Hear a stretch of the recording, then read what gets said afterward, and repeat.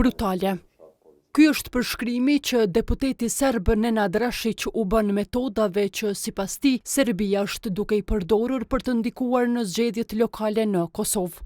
Rashić në një intervistë për Ekonomia Online tha se përfaqësuesit e listës serbe janë duke ju shkuar në shtëpi qytetarëve serb për të siguruar mbështetje.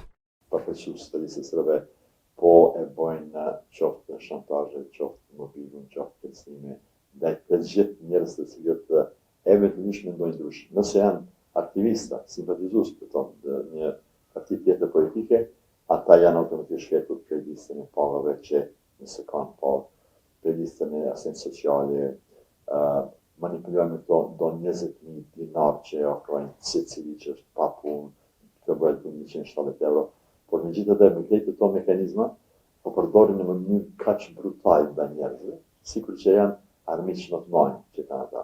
Një ditë më parë, kryeministri në detyrë Albin Kurti ka kërkuar BE-s që të sanksionojë Serbinë për veprimet e saj. Ai ka thënë se ndërhyrjet e shtetit serb në zgjedhjet në Kosovë janë më të rënda se ato të Rusisë në Evropë.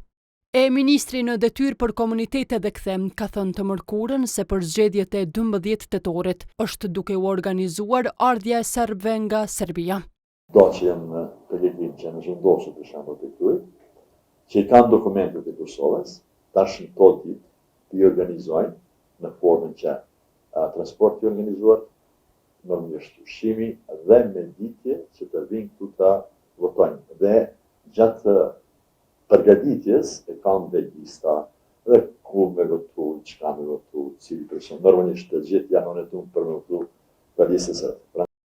Ndërkohë, shefi i zyrës së BE-s në Kosovë, Ivo Orav, ka bërë thirrje për proces të lirë e të drejtë, derisa qytetarët i ka ftuar të dalin e të votojnë në numër të madh.